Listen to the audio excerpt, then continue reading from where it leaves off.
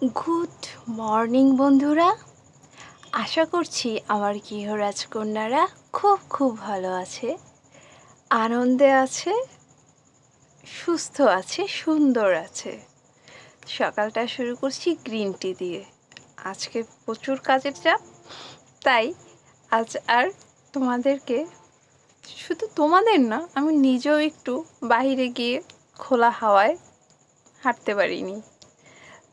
তার জন্য নিজেকে একবার সরি বলে নিচ্ছি, কারণ নিজেকে আমি রিফ্রেশ একটা যে হাওয়া বা নিজের যে সকালবেলা নিজেকে একটা গিফট দেওয়া, সেটা আমি দিতে পারিনি। কিন্তু তারপরেও আমি কিন্তু নিজে অন্য দিকে মোটিভেট হয়ে নিজেকে ভালো রেখেছি। হ্যাঁ, আজকে তাহলে টপিকসটা বুঝতেই পারছো। আজকে নিজেকে ভালো রাখার উপায়। আমরা গৃহরাজকন্যারা সংসারের প্রতিদিন কাজ করতে করতে আমাদের ভুলেই যাই কখন আমরা নিজেরা ভালো থাকবো বা আমরা নিজেরা ভালো আছি কি না, এটাই আমরা কনফিউজড হয়ে যাই। একটু ভেবে দেখেছো কি, তুমি নিজে কবে একটু ভালো মতো নিজের কেয়ারটা নিয়েছিলে, নিজের যত্নটা নিয়েছিলে? মনে আছে তোমার?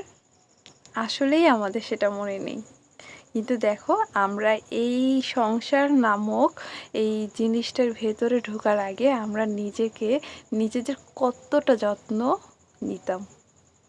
তো চলো, কিন্তু এখনও ভোলা যাবে না এই নিজের যত্ন নেওয়াটা, বিশেষ করে নিজের মনের যত্ন নেওয়াটা। তো চলো আজকে তোমাদের সাথে আলোচনা করি নিজেকে কিভাবে ভালো রাখা যায়, সে কতগুলো টপিক নিয়ে। তো সকালবেলাই আমার বরের ওর টি শার্ট একটা নিয়েছিলাম, কিন্তু আমার নিজেরই পছন্দ হয়নি, তাই আরেকটা নিয়ে ওকে রেডি করিয়ে দিয়ে আমার তারপর সারা দিনের কাজ শুরু হয়ে যায়। কিন্তু প্রথম কাজটাই শুরু হয় ওকে রেডি করানোটা নিয়ে। সবার আগে যেটা মাথায় রাখবে, নিজেকে বিশ্বাস করো। প্রথমেই নিজেকে আসলেই বিশ্বাস করো। নিজেকে না বিশ্বাস করাটা খুব জরুরি। তুমি যদি নিজেকে বিশ্বাস না করতে পারো, তুমি অনেক হতাশায় ভুগবে। তুমি নিজেকে বিশ্বাস করো যে তুমি সব পারো, তুমি সব পারবে, এবং আগামীর পথটাও তোমার জন্য খুব সুন্দর হবে, ইজি হবে। তাই নিজেকে সবসময় বিশ্বাস করো, তাহলে দেখবে অনেক কিছুই সমাধান হয়ে যাচ্ছে। তো সরাসরি চলে আসলাম রান্নার কাজে। আজ গেস্ট আছে, তাই রান্নাটাও আজকে বেশ চাপ। দ্বিতীয় টিপস, সবার মন জোগায় চলার কোনো দরকার নাই। হ্যাঁ, তোমাকে যে পছন্দ করে, যে ভালোবাসে, তাকে তুমিও ভালোবাসা দাও। অন্যর বাকি যারা আছে, তোমাকে যতটুকু সম্মান, তাদের উপর যতটুকু তোমার দায়িত্ব আছে, ঠিক ততটুকু করে তুমি চলে আসো। তারা তোমাকে কতটুকু অ্যাকসেপ্ট করলো, তারা তোমাকে কতটুকু ভালোবাসা নিল, এসব নিয়ে কোনো মাথা ঘামাবে না। সবার মন তো তুমি পাবা না, কিন্তু তোমার যে দায়িত্বটা, সেটা তুমি পালন করে চলে আসো, যাতে ওরা কোনো কমপ্লেইন তোমার উপর রাখতে না পারে। তো আমি ইতিমধ্যেই রান্নাটা বসিয়ে দিয়েছি। নিজে কখনো ছোট করবে না। না, আমি বোধহয় এই কাজটা পারবো না, আমি মনে হয় ওই সমাজের সাথে মানানসই না, আমি মনে হয় ওই জায়গার জন্য পারফেক্ট না। এটা কখনো করবে না। তুমি পারফেক্ট, তুমি সব জায়গায় মানানসই, তুমি সব জায়গায় চলতে পারো। এই যে নিজে যদি ছোট করে ফেলো না, তাহলে দেখবে তোমার পৃথিবীটা একদম ছোট হয়ে যাবে। কেন তুমি নিজে ছোট করবে? তুমি নিজেকে বড় করো। বড় বলতে তোমার পৃথিবীটা বড় করো।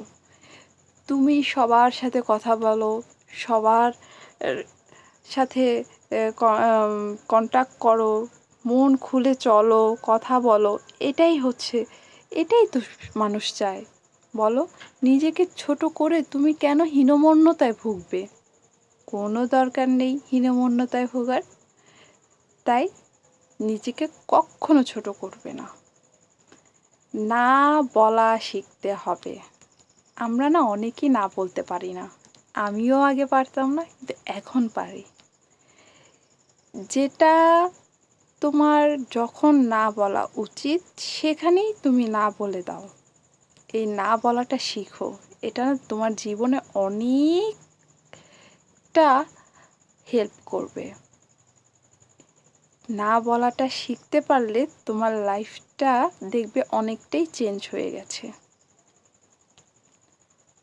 নিজের প্রতি কঠোর হও, কিন্তু অন্যের সাথে দয়ালু হও।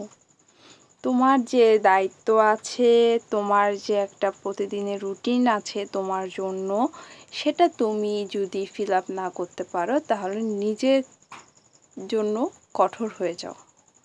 যে না, আমাকে ওই কাজটা করতেই হবে, আমাকে আজকে এক্সারসাইজ করতে হবে, আজকে আমাকে মেডিটেশন করতে হবে, করতেই হবে। যদি না পারো তাহলে যেখানে তুমি 1 ঘন্টা এক্সারসাইজ করতে সেখানে তুমি 2 ঘন্টা এক্সারসাইজ করো, নিজেকে পানিশমেন্ট দিয়ে ফেলো এভাবে। কিন্তু অন্যের সাথে তুমি ততটাই দয়ালু হবে।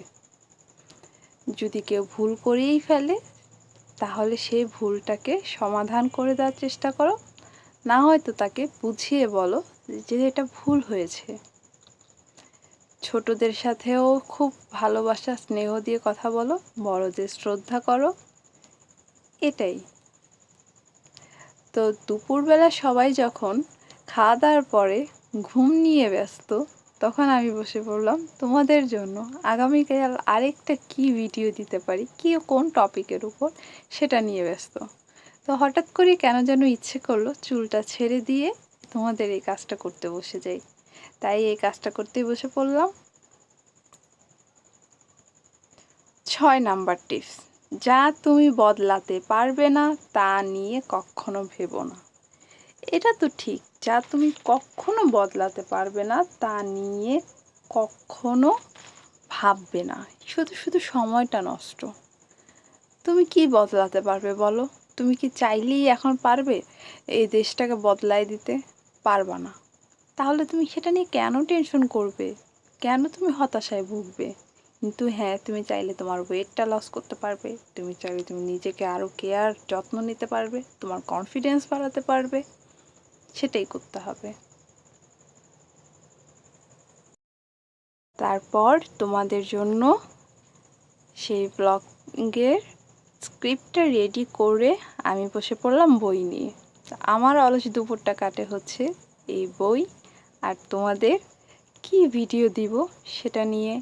বা অনেক সময় আমি এডিট করি, এক্সারসাইজ করি, তো দুপুরে ঘুমানোটা আমি অনেকটাই অ্যাভয়েড করি। আর তোমাদের যারা দুপুরে ঘুমাও তাদের তো অভ্যাসই আছে, আর আমার তো অভ্যাস নেই। তাই এই বই পড়াগুলো দিয়েই আমি এই অলস দুপুরটা কাটাই। আর হ্যাঁ, তোমরাও কিন্তু বই পড়বে। বই পড়াটা কিন্তু আমাদেরকে নিজেকে ভালো রাখার আরেকটা প্রধান জিনিস। তবে সন্ধ্যাবেলা বের হলাম একটু বাহিরে, সন্ধ্যায় একটু ভালো লাগছিল, সুন্দর একটু হাওয়া হচ্ছিল, বেশ ভালো। নেতিবাচক চিন্তাটা একদম বাদ দিতে হবে।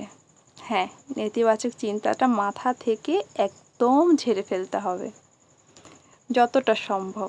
একদিনে হবে না, আস্তে আস্তে চেষ্টা করো, দেখবে হয়ে যাবে।